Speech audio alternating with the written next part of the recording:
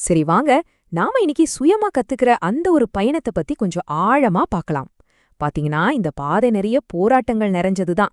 ஆனா கரெக்டா போனோம்னா இது ஒரு மிகப்பெரிய திருப்புமுனைக்கு நம்மள கூட்டிட்டு போகும்.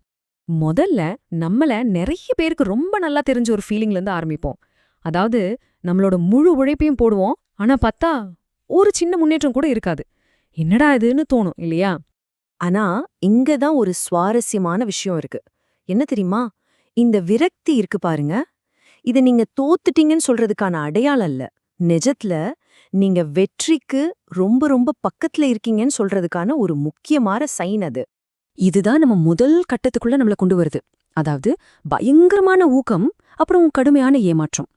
உலகத்துல இருக்கிற எல்லா பெரிய சாதனையாளர்களும் இந்த கட்டத்தை தாண்டி தான் போயிருக்காங்க. முதல்ல ரொம்ப ஆர்வமா ஒண்ணு ஆரம்பிப்பாங்க, ஆனா கொஞ்ச நாள்ல முன்னேற்றமே இல்லைன்னு அப்படியே தவுண்டு போயிடுவாங்க. இத நான் என்னோட சொந்த அனுபவத்திலேயே பார்த்திருக்கேன். நான் படிப்பு, அகாடமிக்ஸ்னு அதுல ஒரு எக்ஸ்பர்ட் மாதிரி இருந்தேன். திடீர்னு சேல்ஸ், பிசினஸ்னு ஒரு புது உலகத்துக்குள்ள நுழைய வேண்டியதா இருந்துச்சு. அப்பதான் தெரிஞ்சது, நான் படிப்புல ஜெயிச்சதுக்கு யூஸ் பண்ண அதே டெக்னிக் பிசினஸ்ல சுத்தமா ஒர்க் அவுட் ஆகல. ஒரு பெரிய சுவர்ல போய் முட்டுன மாதிரி இருந்துச்சு. ஆனா இந்த சவால்களை நான் சமாளிக்க முயற்சி செஞ்சப்போதான் மெட்டா கற்றல் அப்படிங்கிற ஒரு முக்கியமான திறனை நான் வளர்த்துக்கிட்டேன். மெட்டா கற்றல்னா என்ன?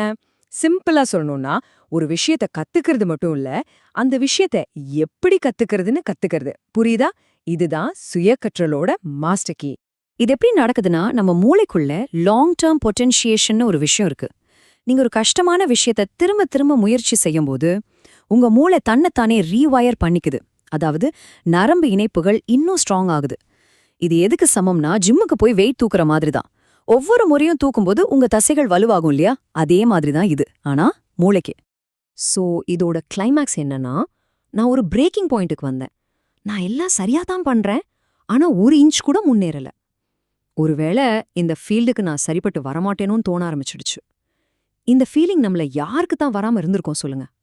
இந்த மாதிரி ஒரு சுவர்ல போய் முட்டி நிக்கிற மாதிரி உங்களுக்கு ஃபீல் ஆச்சுன்னா, நீங்க தான் இப்ப கரெக்ட்டா அந்த கட்டத்துல இருக்கீங்கன்னு அர்த்தம். ஆனா நல்லா கேட்டுக்கோங்க, இது கைவிடுறதுக்கான நேரம் கிடையாது. இதுதான் நீங்க இன்னும் உறுதியா நிக்க வேண்டிய நேரம். சரி, அப்போ முதல் கட்டத்துல இருந்து எப்படி வெளியே வர்றது?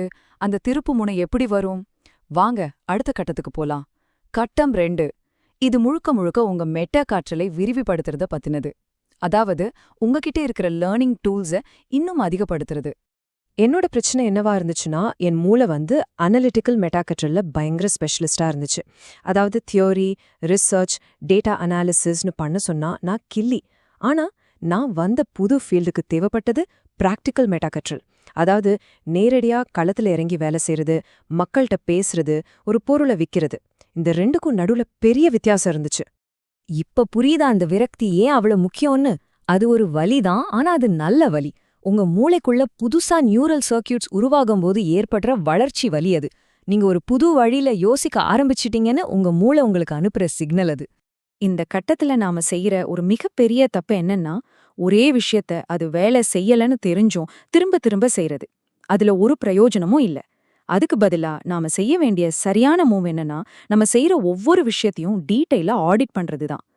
சோ நான் ஒரு ஃபெயிலியர் அப்படிங்கிற மைண்ட் செட்ல இருந்து, ஓகே என்னோட ப்ராசஸ்ல ஒவ்வொரு ஸ்டெப்பையும் நான் ஆடிட் பண்ணணும்.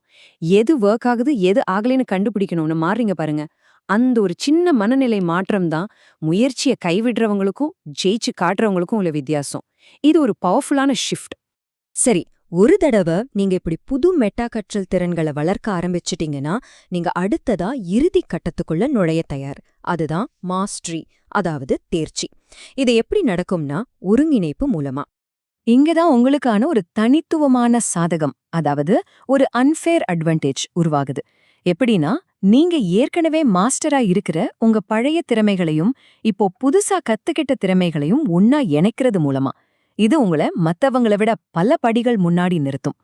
ஒரு உதாரணத்துக்கு, என்னோட அகாடமிக் ஸ்கில்ஸ் கூட நான் புதுசா கத்துக்கிட்ட சேல்ஸ் அண்ட் மார்க்கெட்டிங் ஸ்கில்ஸை சேர்த்தப்போதான் என்னால ஒரு யூனிக்கான டெஸ்ட் ப்ரெப் ஏஜென்சியை உருவாக்க முடிஞ்சது. அதே மாதிரி என்னோட ரீசர்ச் ஸ்கில்ஸ், டீச்சிங் ஸ்கில்ஸ், கூடவே கிரியேட்டிவ் ஸ்கில்ஸ் இதெல்லாம் சேர்ந்ததுனால தான் இந்த யூடியூப் சேனல் உருவாச்சு. இந்த காம்பினேஷன் தான் நம்மளோட பலம். சரி, இது நீங்க எப்படி உங்க வாழ்க்கையில பயன்படுத்தலாம்?